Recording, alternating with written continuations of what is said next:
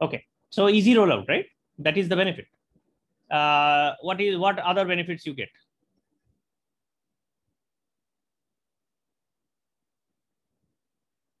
Infrastructural benefits, right? On-premise systems, if your hard disk crashes or your server crashes, then you're gone. So you have to manage your own server.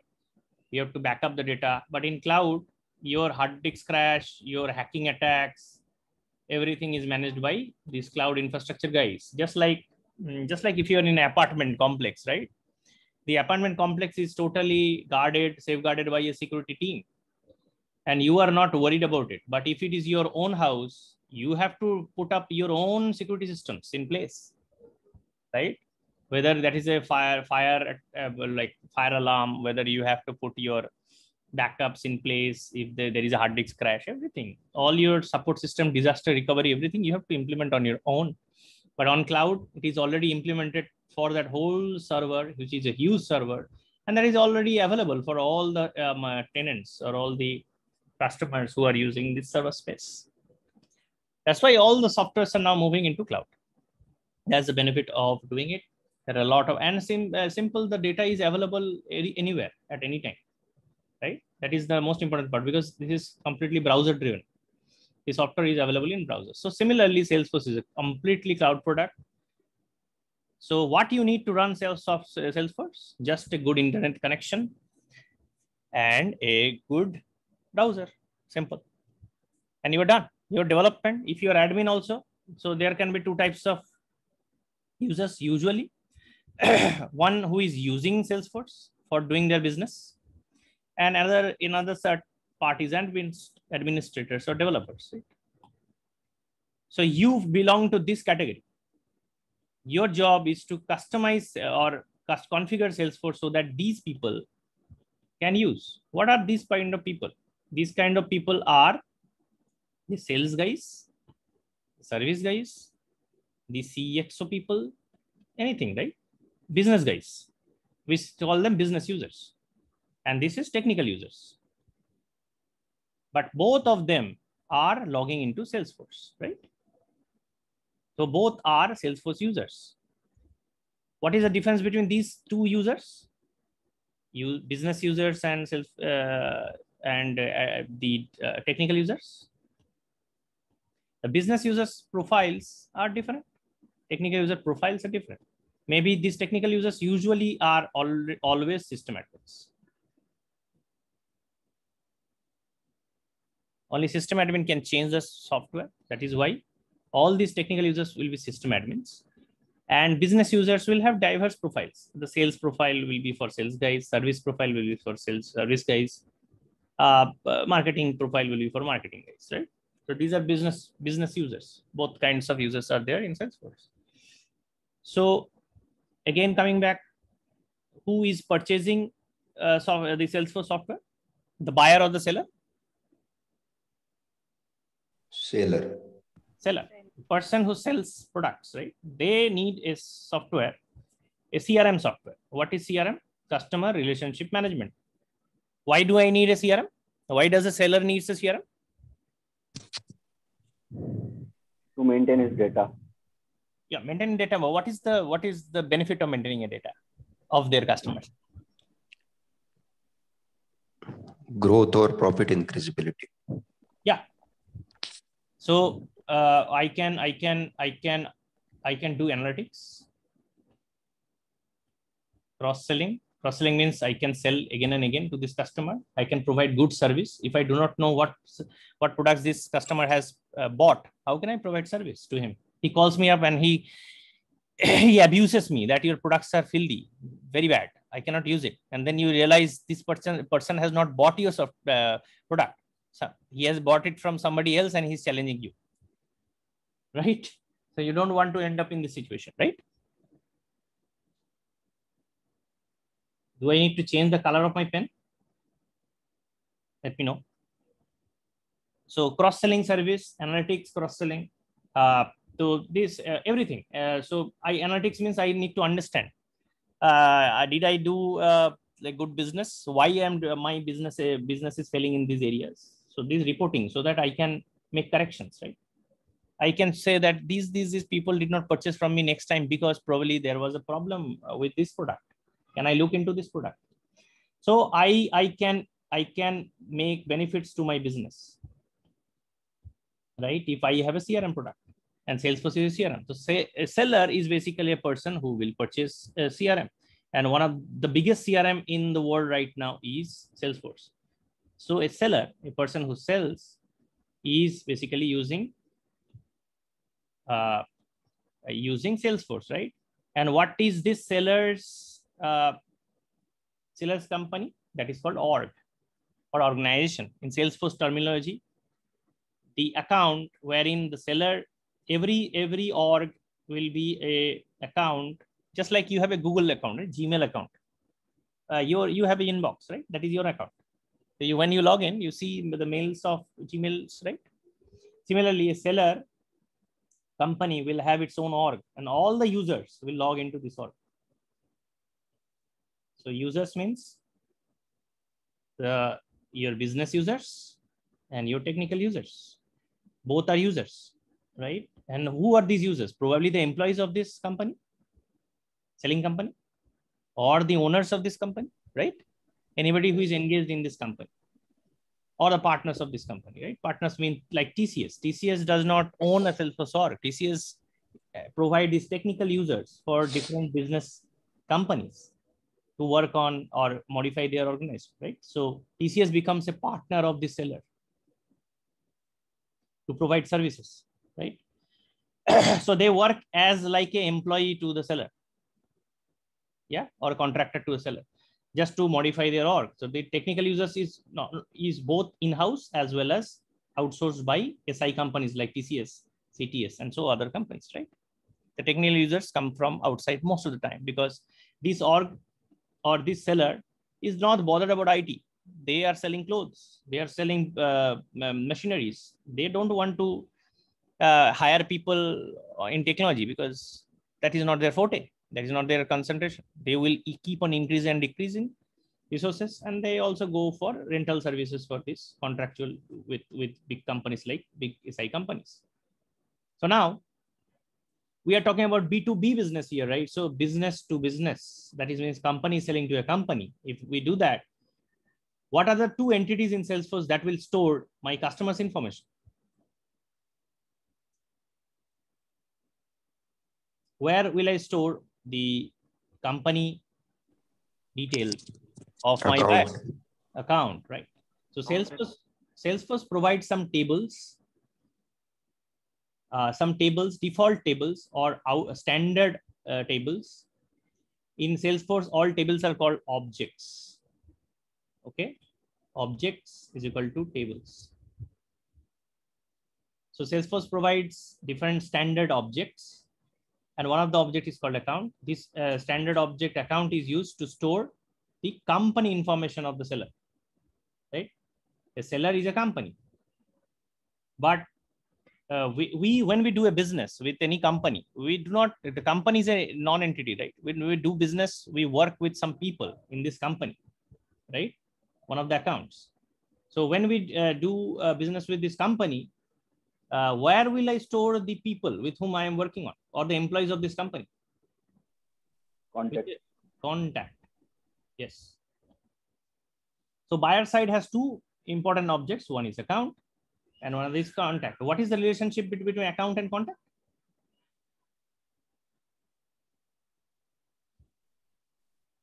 Many to many. Many to many. Why many to many? So most so many account and so many contacts also there. Yeah, but you can. One too many. Why one to many? One account can have multiple contacts. Yeah. When you say many to many, it has to be this way. Okay. So one to many from this side and one to many from this side. Both sides you have to, then only many to many relationship happens. So let's see that. So I am Reebok. Okay. I am the seller. So Reebok is the seller.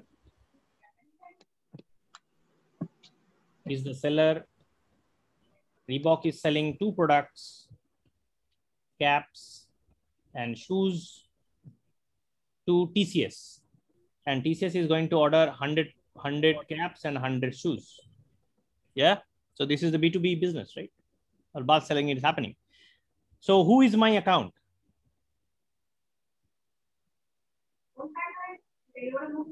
TCS. TCS is my account, right? I am selling to TCS. So TCS is my account. This is the company information.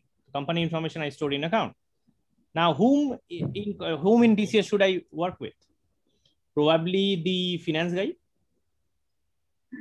Probably the Yes. HR guy who is distributing Many it. people.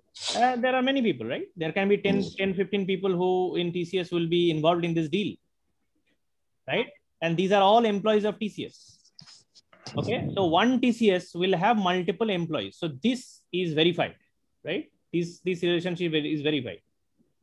One TCS will have multiple employees. So one employee can work in multiple companies? No. No. So this is wrong, right? Yes. People who are talking many to many, do you understand now why that is wrong? Yes. Okay. So now we know what is the relationship between account and contact. It's one to many. One account might have multiple contacts, and those are employees of that company. Those employees will not work in any other company, right? So that is why it is one to one, one to many, not many to many. So first two objects which we understood is account and contact.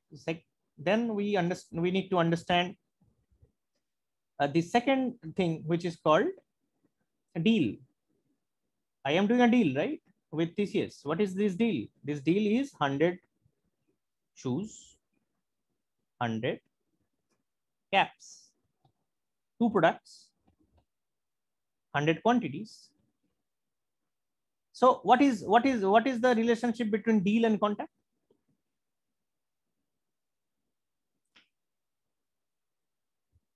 Deal can be orders also. We can name it deal or order. So how many orders can TCS order in a year, maybe? Many. How many times? Many, right? So if I say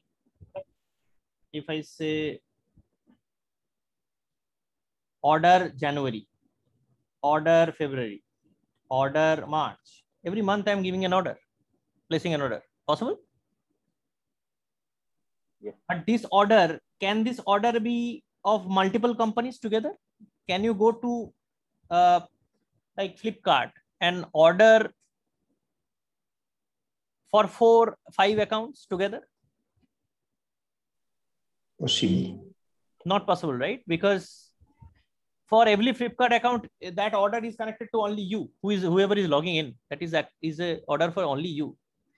If same order is for multiple people, then who is placing the order? Whose requirement is that? We don't know, right? So one order is specific to a customer only. So it is a one-to-many relationship. One customer, multiple orders. These orders cannot be associated with multiple customers. Clear? So account and its order, in Salesforce world, we call this table opportunity.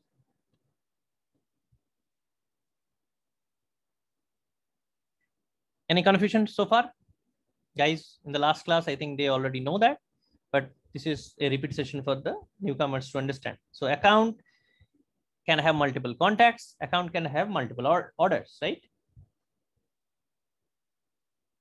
I'm going fast because this is a repeat class happening for new people, but this concept needs to be absolutely clear because you're talking about Sales Cloud here. So now let's talk about opportunity. So order 1, order 2. I have now my product table, product 1, product 2. So let's give some physical names so that it is easier for you to understand.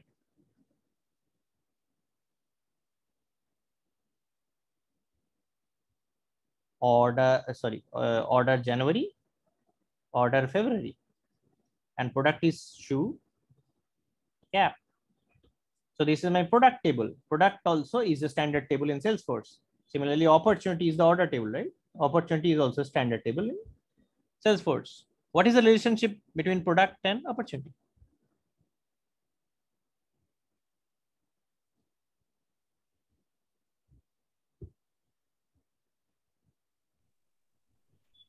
Many to many. Why?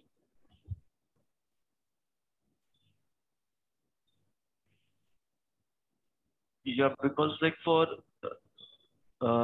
January, they can buy any number of shoes and cap, and for February also, like this can be any number.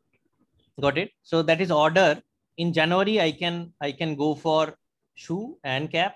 In February also, I can purchase shoe and cap. Absolutely. So one to many, I can really see it. So, but does that mean one to many from this side also? This shoe is associated to January order and February order.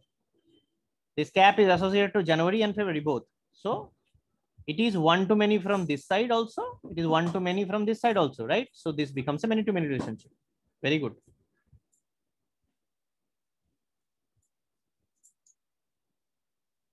Did I make sense? If you are not able to understand, let me know. I will repeat. But these concepts needs to be absolutely clear to you guys. So this is a many to many relationship. N is to N. When I say N is to N, N means 1, 2, 3, ... N. So any number that is N. So that is why many is called N. So 1 is to N means many, one to many relationship. Similarly, this is many to many. Many people have said that it is many, then it should be M, Y, N. So N is number, okay? It's not the short form of many, okay? So yeah, let me know. So this is clear, right? The opportunity and product relationship is many to many. Now in Salesforce, you cannot have a direct many to many relationship between two tables. Okay?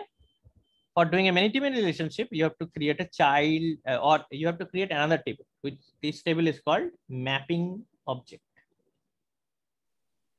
Junction. Or junction object. Difference between junction and mapping objects are very small. I will tell that in later class. A junction object is a mapping object, but all mapping objects may not be a junction object. Okay. So how do I do this relationship now? This mapping object basically will contain the mapping of both the data so that I can create a many-to-many relationship. How will that happen? It will happen like I will say January order shoe, January order cap, February order shoe, February order cap. Right? In that case, the same January is now associated to two things. February is associated to two things, and shoe is associated to January and February. Cap is associated to January and February. So if this is N and this is M, I can create a N into M data here and create a mapping between these and these so that a many to many relationship is created. Clear?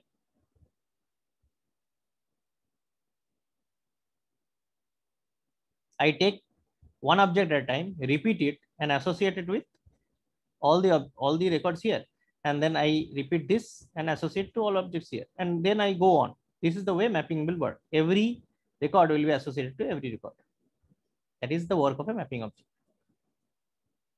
Yeah, that's why I can relate it now. I can associate this to this thing and I can associate this to this thing and move on. That's the way mapping object works. Similarly, I have two more concepts. I have product, and every company will always have a menu card, right? You go to a restaurant, you will have a menu card, right? How will your customers know what are you selling? You need to give them a menu card, isn't it? So, or a catalog. So menu card or a catalog that you have to publish, and this is your product. So shoe and cap and menu card. Can a company like Reebok have only one menu card or one catalog? So what do we find in a menu card? In a menu card, remember a restaurant. When you go to a restaurant, so what do you see in a menu card? What are the two important things you see in the menu card? Items and price. Yes, absolutely. So you see what products these guys are giving us and what are the price for that products, and you may make your decisions based on that, right? So if you go to maybe KFC, and if there are multiple outlets of KFC, so every KFC outlet will have the same price for the same products. May or may not be, right? Maybe in Bangalore, the prices are a little higher. Maybe maybe in Delhi, the prices are a little lower for the same product. Possible? Maybe the currency they are using for that price is different because I am doing business across different countries. So maybe I have two menu cards, one for USA and one for India. Possible? So this is in rupees and this is in dollars. Both prices are different, right? Of the same shoe and the cap. So what is the relationship between product and catalog? There are two menu cards right now. I have one menu card, two menu cards. What is the relationship between product and menu card?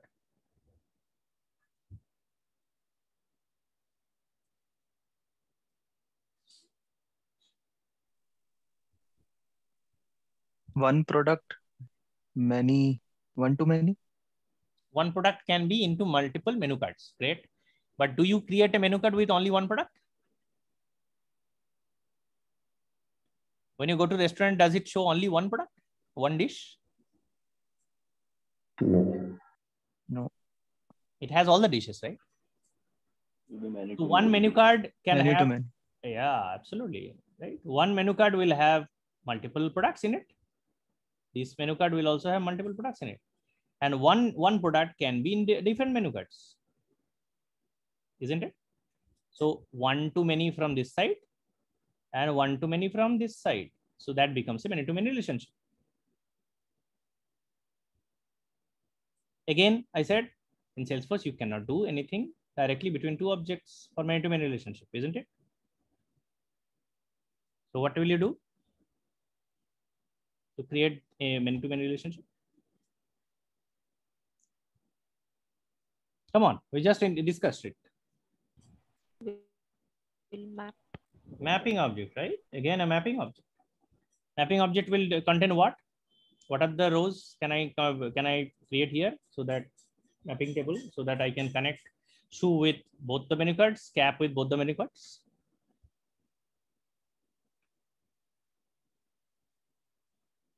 Shoe, USA, cap, USA, shoe, India, cap, India. Simple. N and M. So N into M, isn't it? Quite simple, right? What if I had another country called Pakistan? Two more entries, right? Shoe, Pakistan, cap, Pakistan. Here in this table.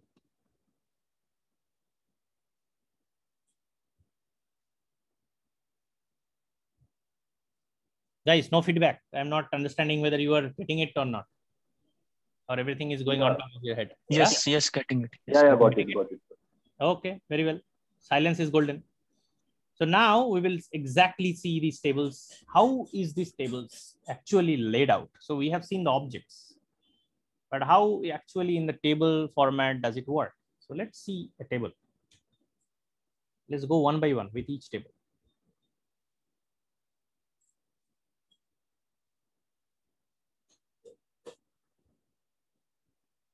This is my account table. This is my contact table. Okay. As I said, table is object in Salesforce, right? What are the most important information in your account or mandatory information in the account that is needed? Account store what? Company, right? Company. And contact stores individual employees detail, right? Individuals. So maybe these are employees of this account. So let's see. What are the bare minimum fields you need or information you need to store in account? Account Name. Account name. Company name, right? Yes. That is all. Nothing else is required. That is the most important information and mandatory information that I need, right? Yes. What about contact? Last name. Last name? Why not first name? First name, last name, both. First name, last name. First name is not mandatory in Salesforce. That is why he said, probably he knows. That's why. So yeah, last name is mandatory. Contact number. Yeah. Contact number is not mandatory. You do not know how to contact that person. Maybe he does not want you to reach out. So you walk down his office every day and you talk personally. So you don't need any contact. Contact Okay. me or may not. Email. But what is the bare minimum information? That is his name, right? Identifying that person. So in Salesforce, whenever you create a table, there is a primary key. Do you know primary key? Anybody who does not know primary key of a table? I will explain that for them.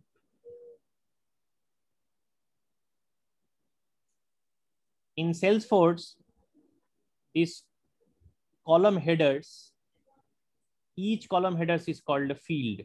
All the columns are called fields. Tables are called objects, columns are called fields. All the fields together in this table or the structure of this table is called metadata. Metadata means description of data. If I give you a table with Reebok, TCS, Infosys, does it make sense? Do you know what this information is all about? You have to put inside a table wherein you need a description, right, on the top, that this is the company name, right? Then only it makes sense to understand this data. To understand it, meaning this top row is very important, right? Then only you will understand what is these data all about. So each row is basically data of a table. And each row in Salesforce we call record. Row is record, column is fields, table is object.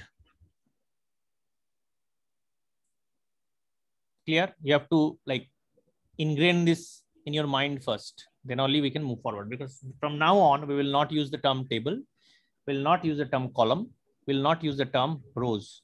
We'll use the term objects, records, and fields. Okay. So what happens is that Salesforce uniquely identifies each record using an ID. This ID is a 13-character case sensitive or a 18-character case insensitive ID. It's an alphanumeric value. So that is here unique.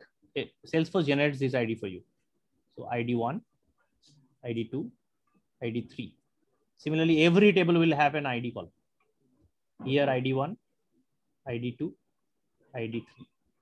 Here first name is Animesh, Banerjee, Praveen, Akshay. Yeah. So we can write these contacts. So if these three people belong to TCS, how will I identify that? ID. What ID? With the help of Employee account ID. Employee. Just unique ID, whatever it's the employee ID or what. No. In this table, how can I look at this data and say that this person is working in Reebok and this person is working in TCS, this person is working in Infosys? account ID. Yes, absolutely. So I have to relate this table with this table. Okay. And so what happens? Will I have to do? So I have to create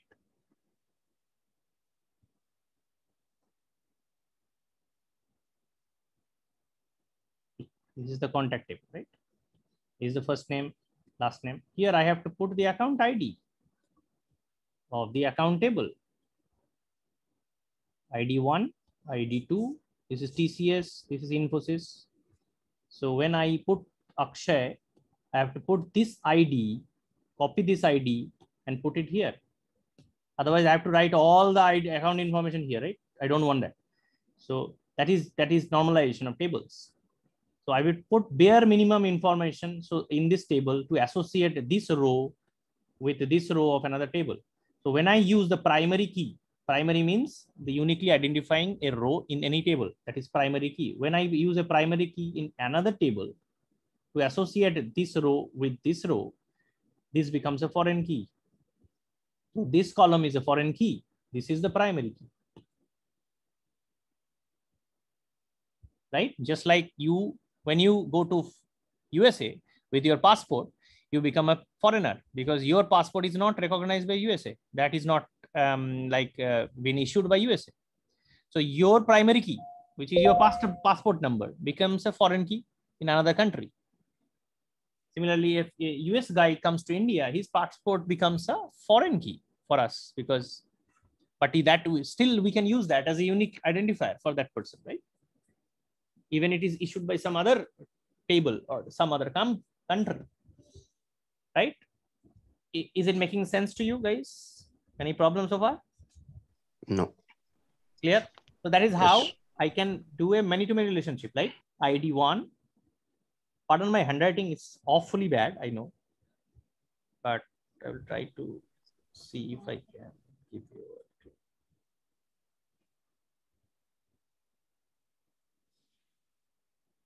I don't use pen these days, right? So that is a problem. Anyway, yeah. So what happens is that I will go once again. Let's blow up the account once again.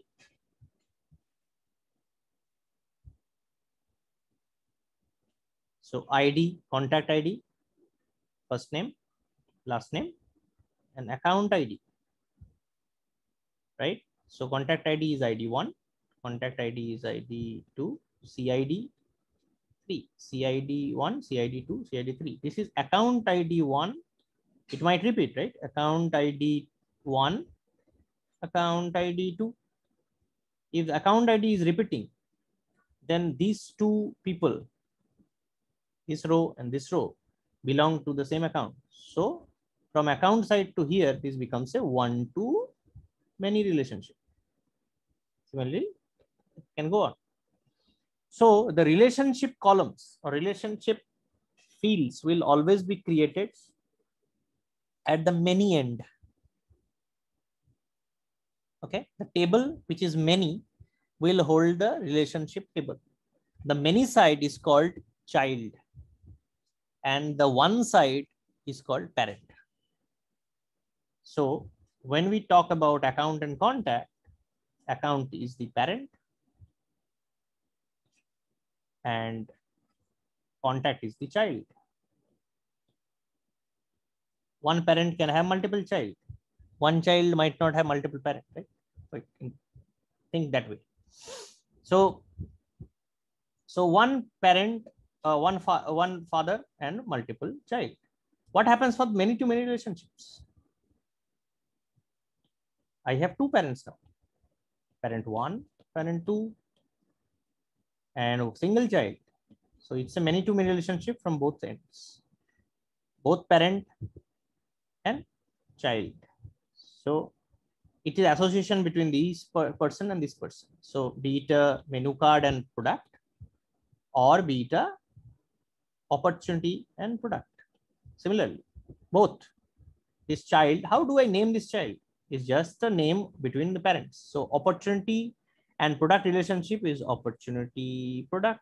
The name of the table is simple, adding both these tables together. The child table is called opportunity product. Similarly, the menu card table in Salesforce standard table is called price book.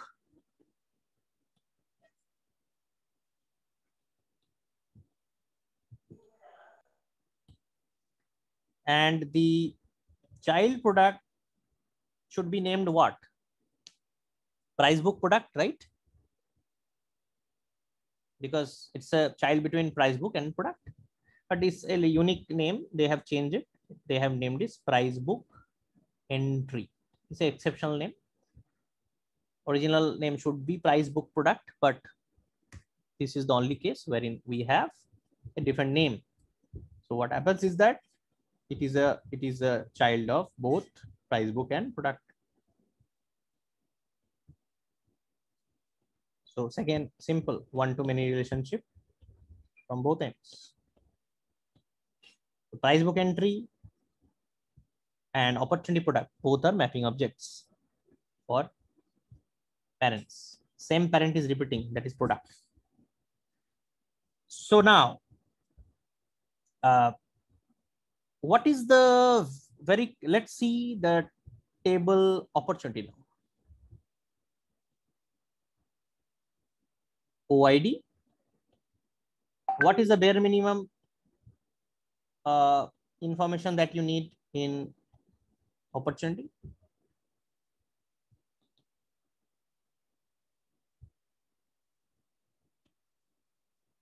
Again, the name of the opportunity, right? It's a January order or February order or something of this sort, right? Anything else you can think of? Quantity. Quantity, good question. Now the quantity will be a information that I will store in the opportunity or in product.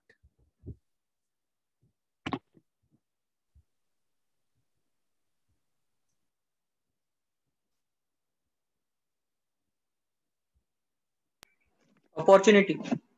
Opportunity. Why and why not product? Why this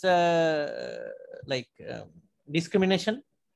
Just you like opportunity word a little more, something of that sort. Order should have the quantity, right? Why? Why it should have it? Why the product cannot have it? Why can't I keep the quantity in product side? What is the problem in that? Why order should have the quantity? Order should have quantity. That is logical thing you're saying. Yeah, I am talking in technical terms here. So I have an opportunity table. I have a product table. Right? So where do I keep the quantity? So let's see the product table, right? OID 1, OID 2. This is shoe. This is cap. Again, the product name is very important. PID. So PID 1, PID 2. So this is January and this is February. Right? So how I associate these two? Through a child table, right? We discussed. So what would be the bare minimum rows, columns in my child table? And this child table is called opportunity product. How will I associate? In January, I need shoes and cap. In February, I need shoes and cap. How many records do I have to create here in this table?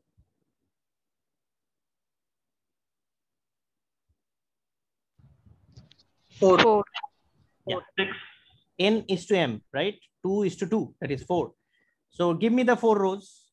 What would be the columns? First, let's define the columns here. What will I store here? This product, this table, as usual, every table will have its own ID. So OPID is there. What else? What is needed here?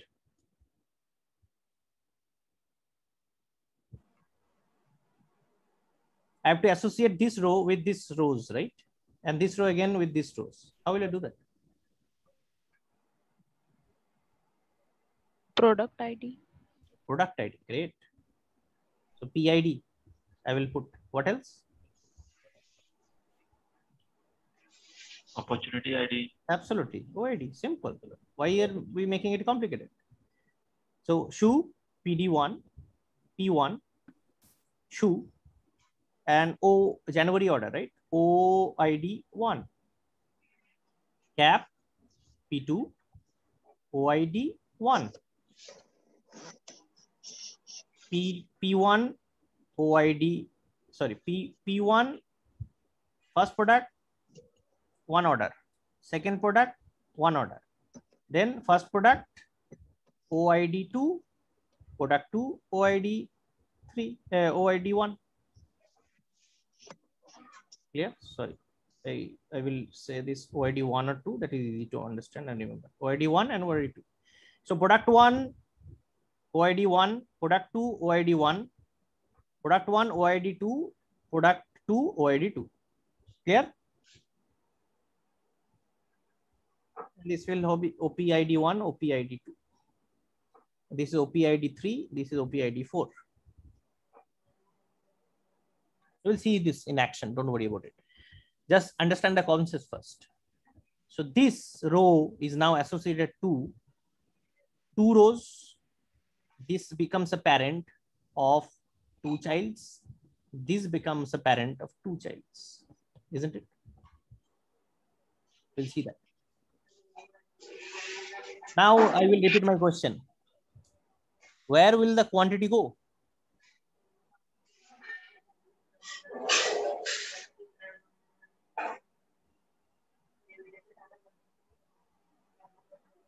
Let me blow this up a little more so that you can understand.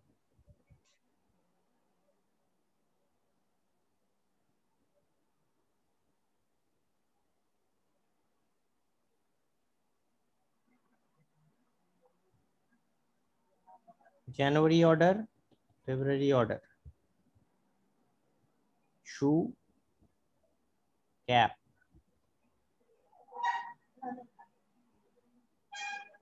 O1, O2, P1, P2. This table will contain 4 rows. O1, P1, O1, P2, O2, P1, O2, P2. Right? My table is ready. Where will I store the quantity? Will I store the quantity here, here, or here?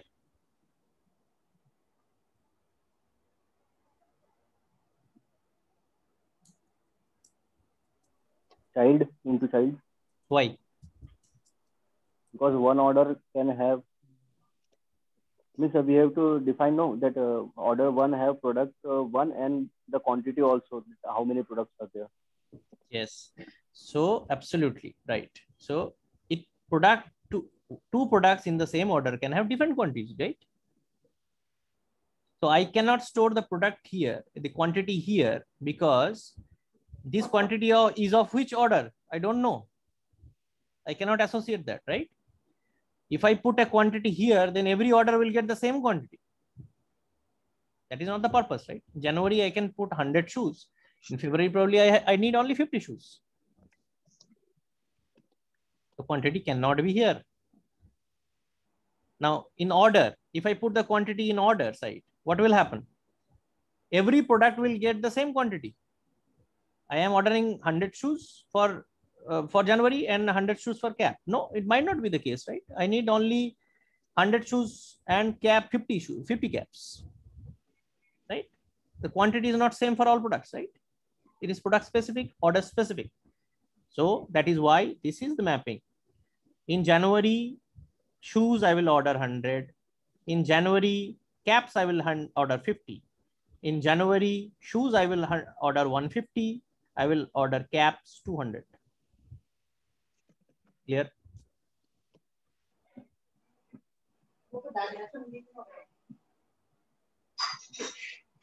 Clear, guys?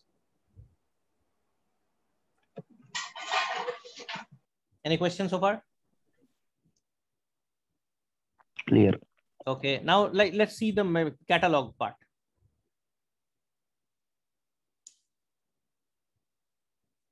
Similarly, right? Let's go and understand the tables of catalogs. So price book is my catalog, right?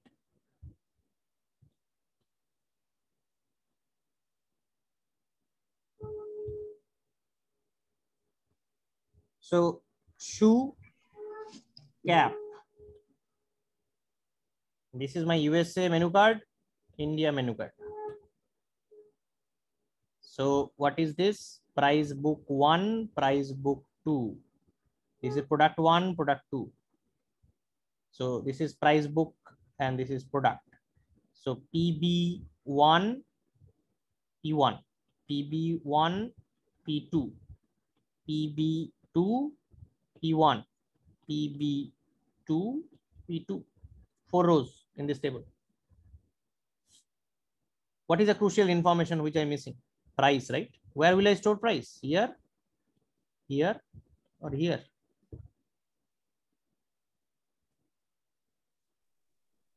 Again into child. Again into child. Why? Because it is specific for USA that the product price will be different, and for India, the price will be different for the P1 and P2. Absolutely. So what happens for USA shoe? The price is $100. For USA caps, the product price is $50. For India shoe, price is 1,000 rupees. For India cap is 100 rupees. Clear? So the price will have come into child object.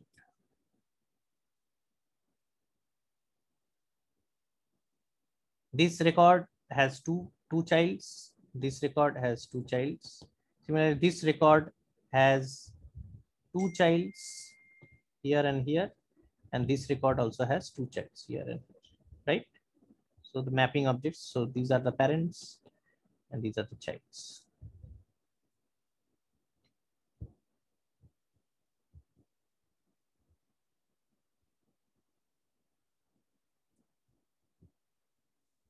Right? Let's see this in action in Salesforce. How does it look like? Yeah. So far, what we have studied so far.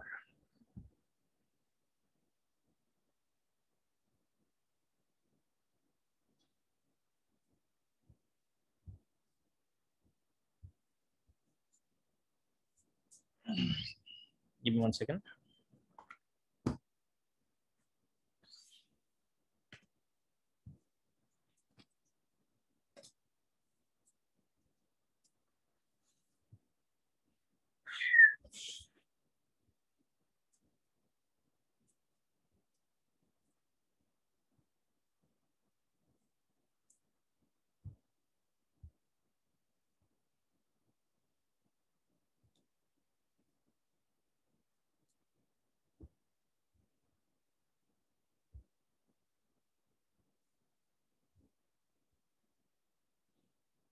Let's create a new playground.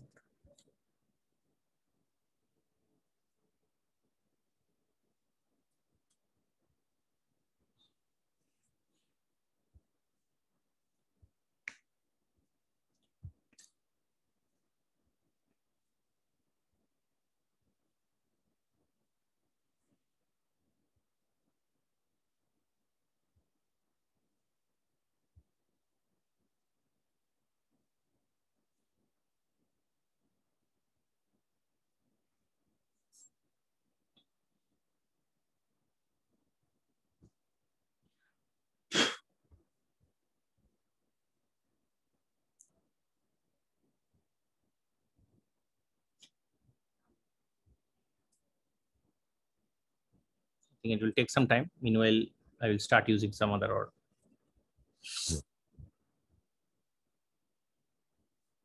So in Salesforce, we have a concept called App Launcher here. This thing is called App Launcher, this button. This App Launcher basically has many apps inside it. So if you can do a view all, you will see all apps here. And all the tabs here down there. These are all tabs. What is an app? App is a collection of tabs. You can create your own apps, new apps, or by default, Salesforce comes with some apps, just like sales app, service app. And whenever you install some new packages, similarly, just like you can install an app in your mobile phone, you can install an app in Salesforce also. Salesforce also has a Play Store like thing. It's called App Exchange, from which you can download new apps or apps created by other people or developers. You can upload your own app also if you can create. And what is an app? App is a collection of tabs, right? So in Salesforce, everything is tab based. So you see, this is the app. The name of this app shows up here. You can, and these are the tabs in this app. And there are more when you see that. So these are also more tabs. So if you shift to service app, this changes into these tabs, right? And maybe there can be tabs which is common between two apps. So same tab can appear in multiple apps, no problem at all. Is this Lightning?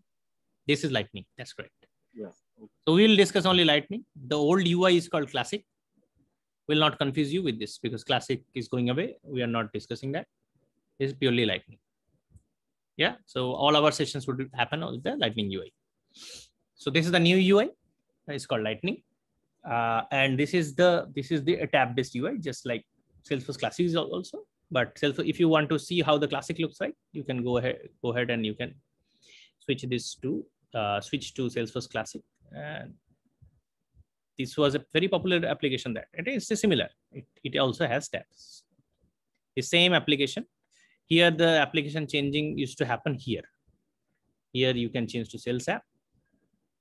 And this is again tabs. All these are tabs. Yeah. But Lightning is a little more sexy. So it is just now the new. So you can switch to Lightning. And there are many other features of Lightning, which we'll discuss later. So what are these tables? How can I look into these tables from UI? And we'll look into that in database also later. But from UI, the sales representative can see at every table. So if you go to the account tab, this is the table, right? This table shows the recently viewed items, but you can change to all accounts. And you can say all the accounts. Yeah. These does not show all the fields of account object. You can change this and you can add new fields if you need. Yeah. So you can go ahead and like do a edit of this. Sorry, this is account edit happening. So you can select fields to display. You can go here and you can add a new field, maybe the billing city. You can put the billing city just beside the name. Remove some field which you are not using. Save it. So this is the new one. Account, the fields, and there are more fields right here, which you have not selected. So these are all fields available in account. Where do I see and like edit this information? Okay, can I see all the fields details, and can I edit all these values inside any account? So this is a table, a brief view of the table. You can put all the columns here also if you want, but yeah, makes no sense. So you see the table here. So there are 18 accounts in this application right now. So these are my customer companies, right? So every company will be associated to some contacts. Yeah. How do I see those contacts? Contact table is here. And you see the account is displayed here. So we discussed that we are using ID. How is this showing up the name here? So Salesforce automatically changes the ID field into name field and puts a hyperlink to it. Yeah. That's how Salesforce automatically. So if I give a 13 character or 18 character number here, you will not be able to understand, right?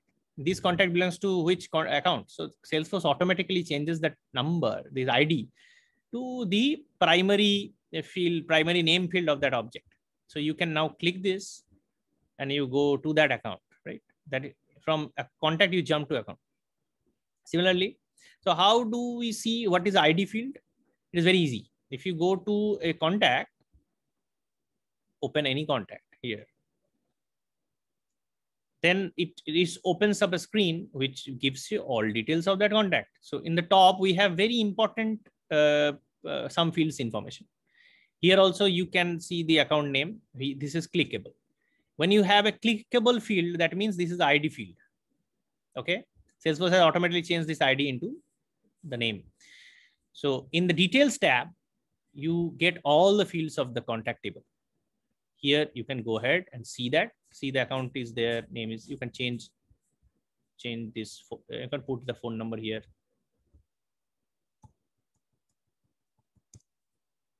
Save it here. Or you need more fields to save. This is one field change at a time. So you can go to the edit button and you can put all fields names together at one shot and save it. Create your org and you play around it. What are these other tabs and so on? We'll discuss in further details in days to come. What are the bare minimum operations that you can have on a table? Can somebody answer?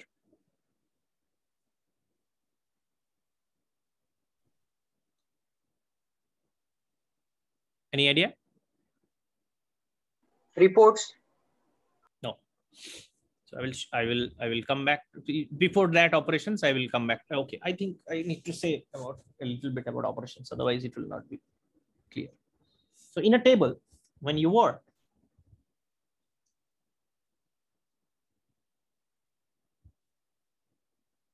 you can have 4 operations.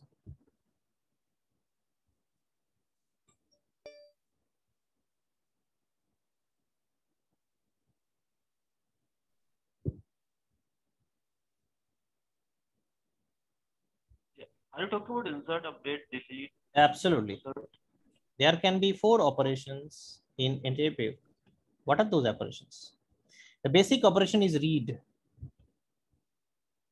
That means you're reading a record.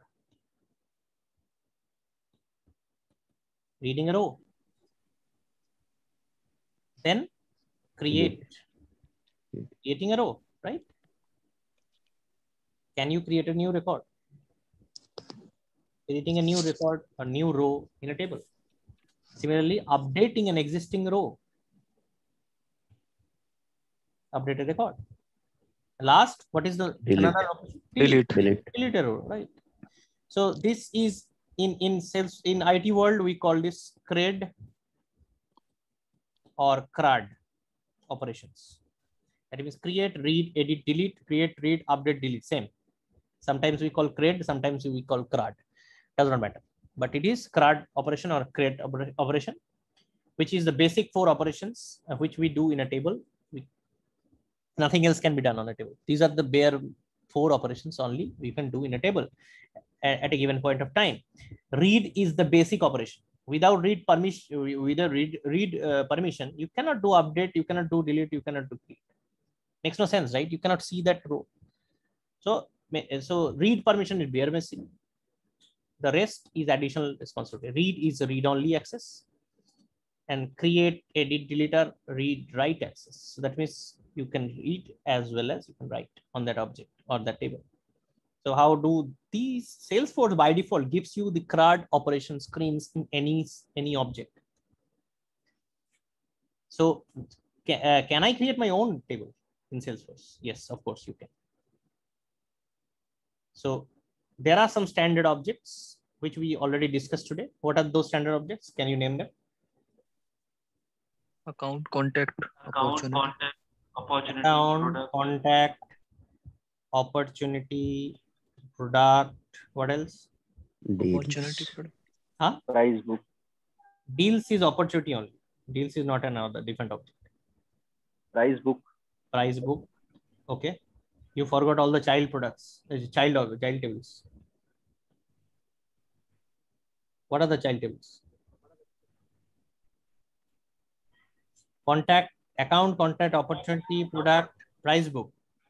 What is the child table between opportunity and product? Opportunity, product. Right, absolutely. Opportunity, product. What is the child object from of product and price book?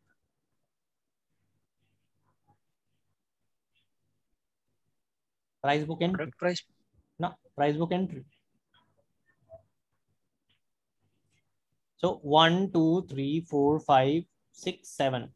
And another very important object we also discussed, that is user, wherein we store the people who are logging in.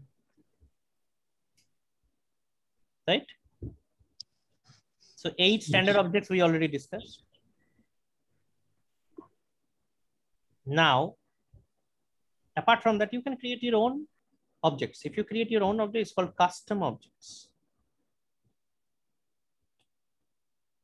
Okay, these are tables which you create. Now, so what are standard fields? Standard fields means or Salesforce given fields. So standard objects will invariably have standard fields. Salesforce defines those fields for you. In standard objects, you can create new fields, which is called custom fields. Similarly, in custom objects, you also get standard fields. Salesforce already creates some standard fields for you for any custom new table you create. Apart from that, of course, you have created a new table, you will create your custom fields. So both standard objects and custom objects will have standard fields and custom fields. Clear? Yes. So let's see all these in actions in Salesforce.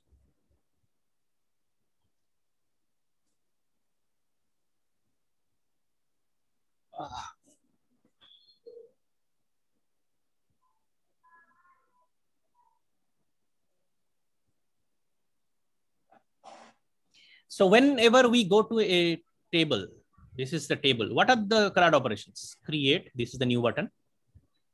You can create a new record, just like Animesh company. One. Right? I create, this is the bare minimum. Did you see any other field which is marked as red star? No, right? No. Red star is the mandatory field. So that is the only field which I need to create a new account. I can create a new account from here also. It's the same screen. The small drop down you see here, this is a different object. Yeah, new account you can get.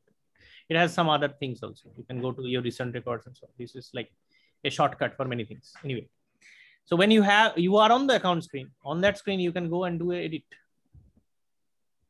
Yeah, you can put some more information here. Office phone number. You can say this is a hot customer for you. Yeah.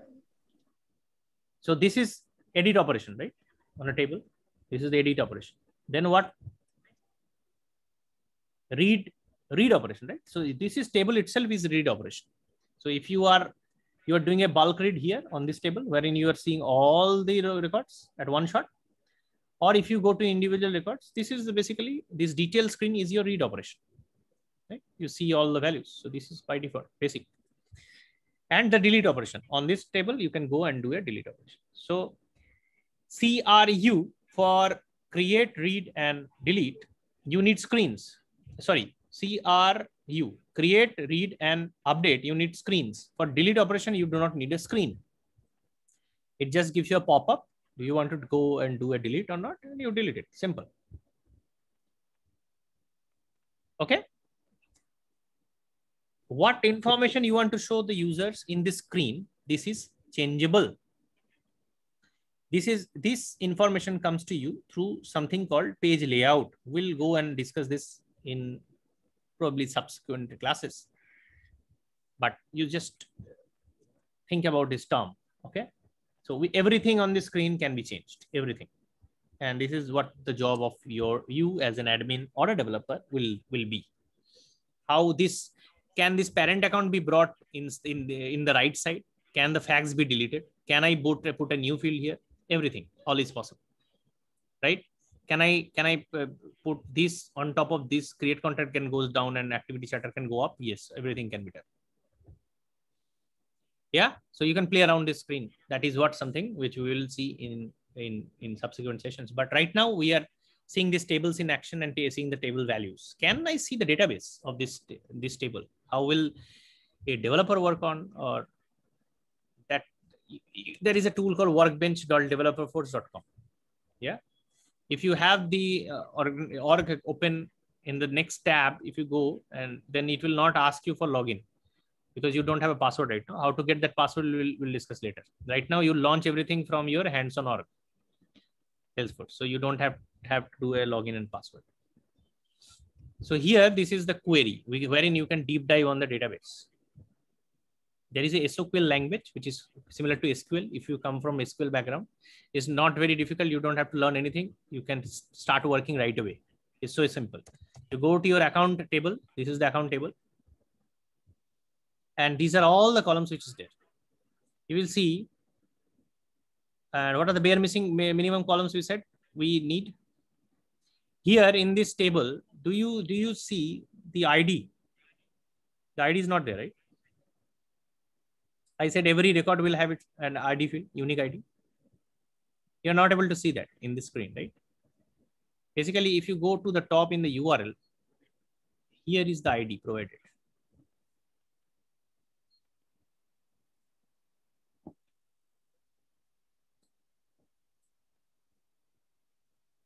Give me 1 second.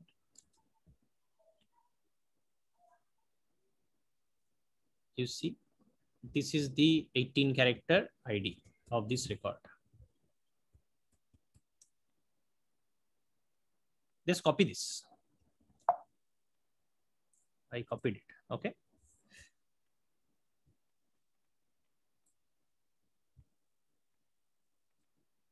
I copied it now. Now, this is Animesh company 1. How this ID will be related to this workbench? Let's see this. If I go and select 2 fields here, I can see the ID as a table column. Here is the ID. What other information, bare minimum information we need? The name, right? So I select the control key and select the next column. So ID, comma name from account. And I do a query. That's it. The query is automatically generated by this tool for me. So I don't have to worry. So how many? I create a new thing, right? Can I match this? I go to account. I go to all accounts. I see 19 rows here, right? Total. And if I go to the query bench, you can see 19 rows. Now I can see the IDs of each record, isn't it? But this ID is not available here. I can see the ID. Can I put an ID here?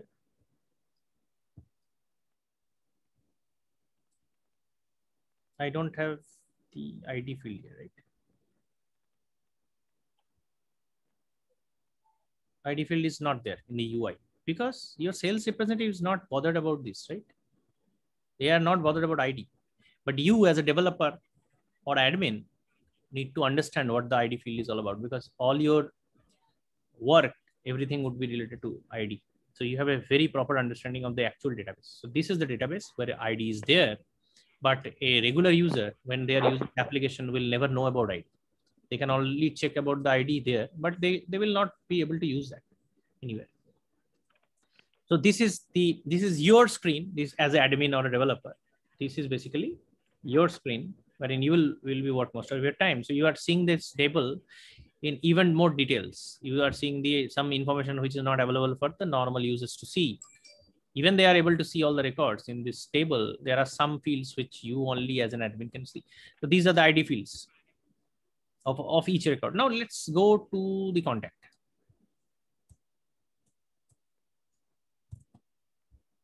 Can I download this as a Excel sheet? I can. If I do a bulk CSV and do a same query,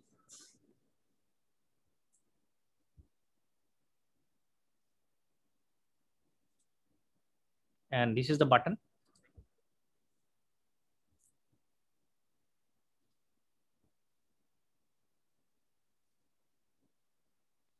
If I open this,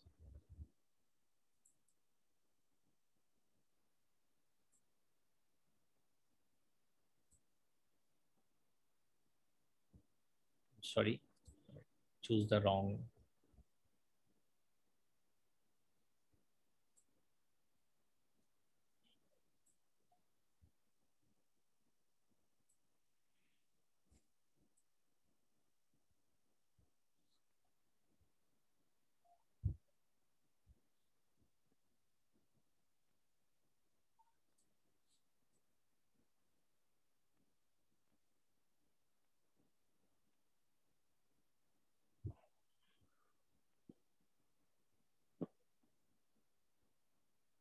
What was the name that got downloaded? Bulk query.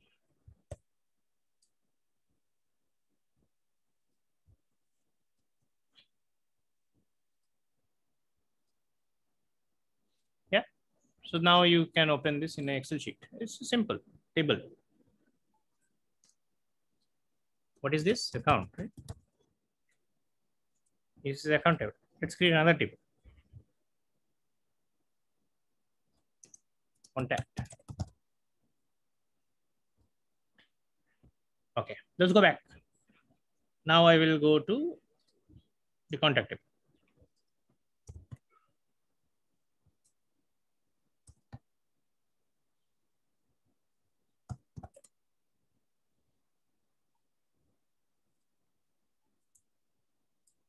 The contact, and there is another object called contract. So don't confuse between the two, because many people do confuse. Again, what bare minimum? First name, last name.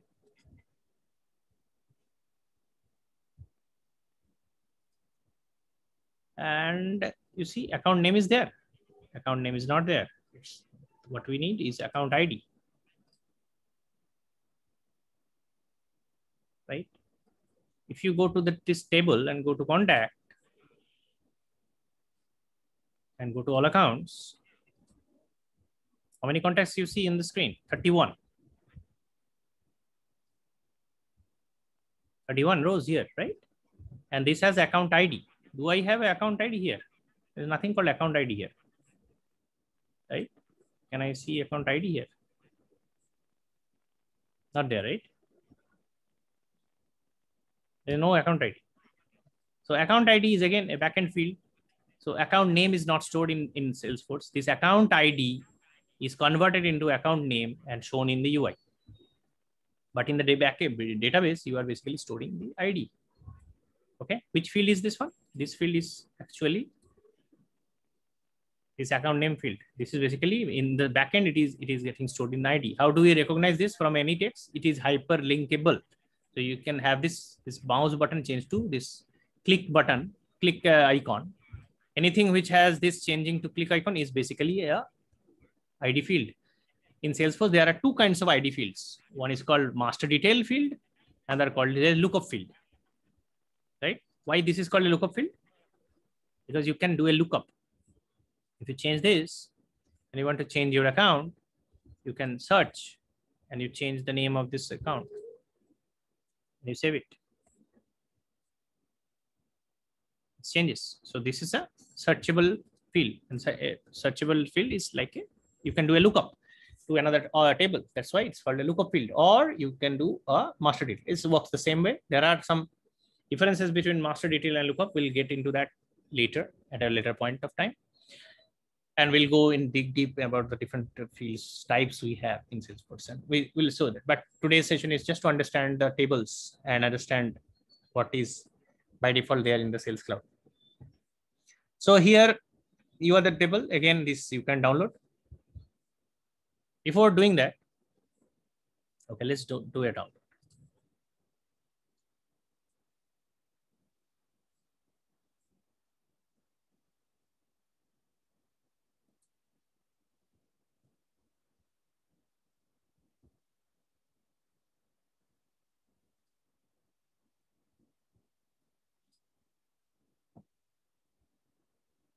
IQ.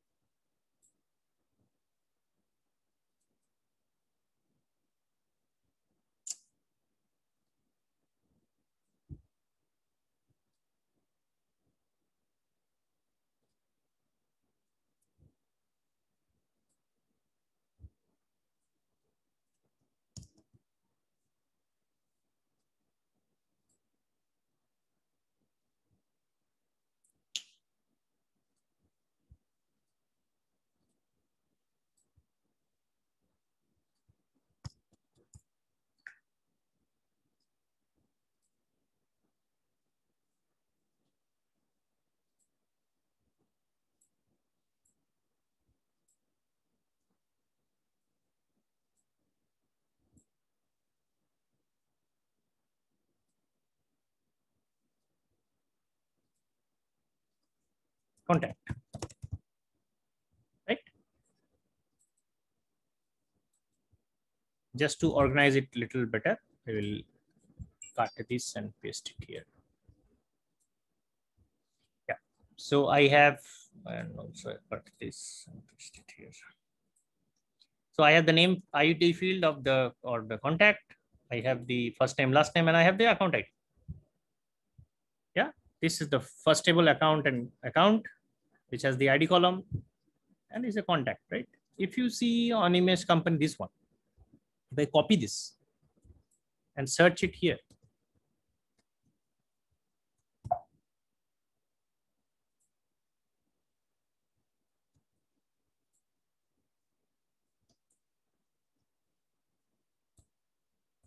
do I have anything? Probably I changed this, right? Go to the account.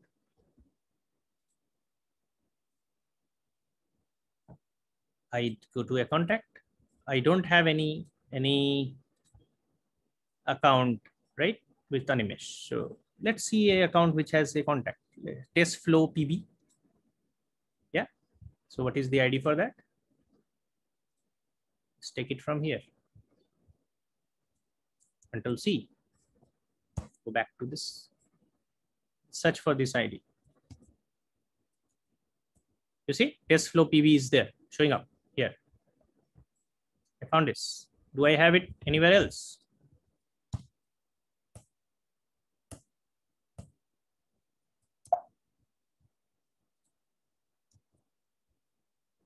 Let's search on the contact. Here you see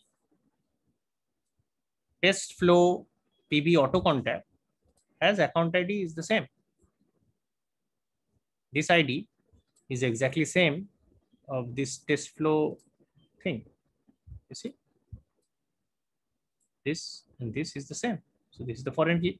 This is the primary key of this table, becomes a foreign key in this table.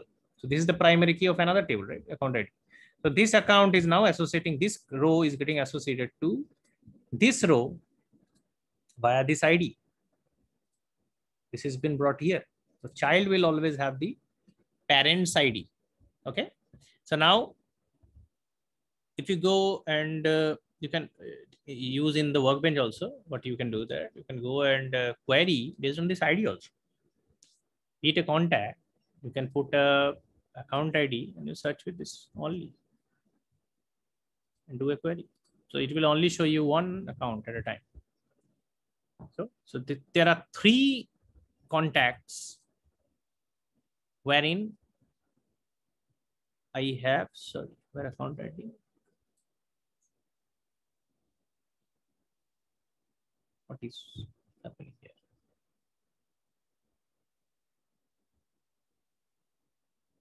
here? There are 3 contacts which is associated to this account, right? So young flow, young, PB, and auto contact. So let's go to this. You see, there are 3 contacts here. This is a detail one. In related account, you see 3 contacts here. On account tab itself, you can see all the associated contacts with this record. So in the parent UI, you can see child records in Salesforce. So here, these are the related contacts associated to it. In the workbench, I have got 3, first name, last name. Can I go to this table and find out? Yes, you see.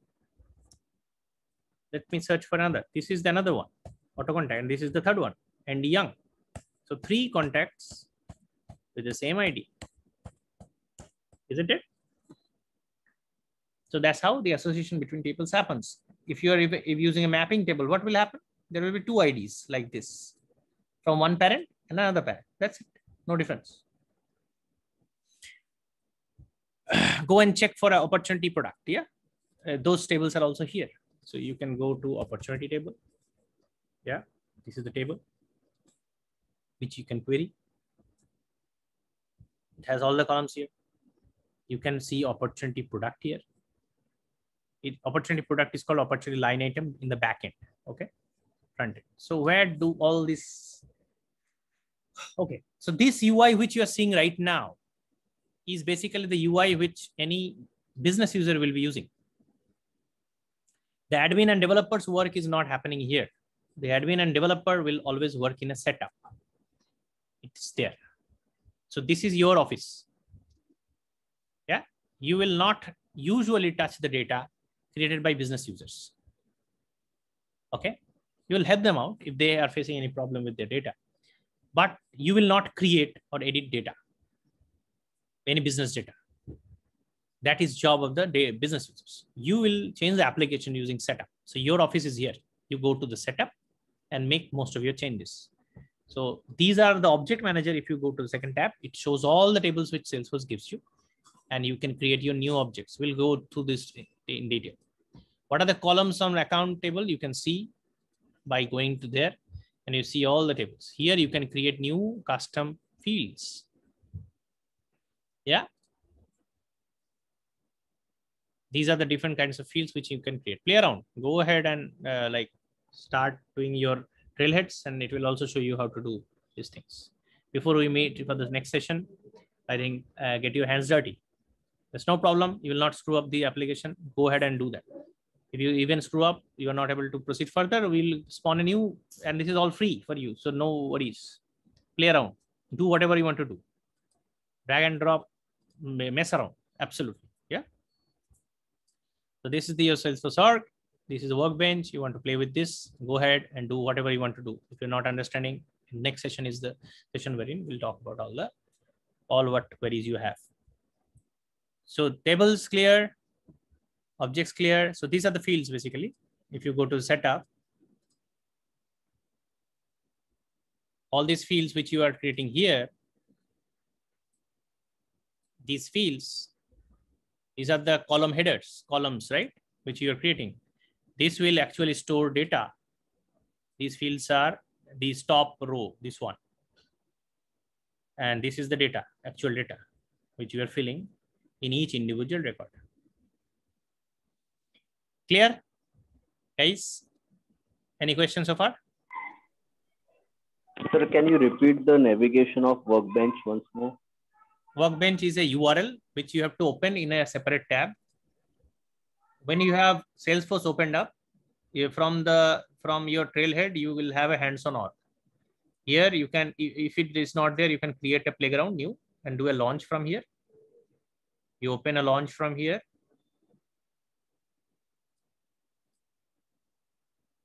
It's open Salesforce for you without a login and ID password. So this is beneficial for you. Change this to whichever app you want to work on, maybe sales. Yeah, it doesn't matter. You can be on any app, but when you add a new tab on the same browser, otherwise it will ask for a user ID password. So you go to workbench.developerforce.com. You can note this down, workbench.developerforce.com, and click on this and log in. This, it will ask for you to allow this, allow it. And you are on Workbench. Here you can go to SQL queries and you can start querying.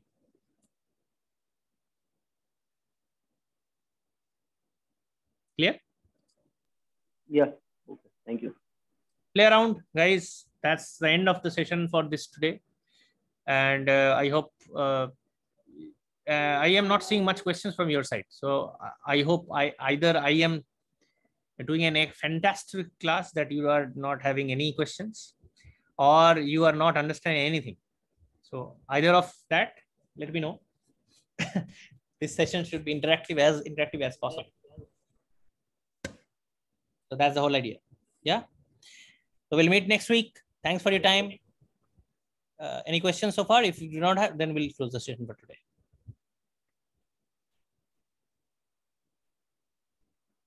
I have recorded this session. I will upload this on YouTube. You can go ahead and revise if you like. Sure. Thanks. Bye. Take care. Okay. Thanks. Thank you, sir. Bye. Thanks.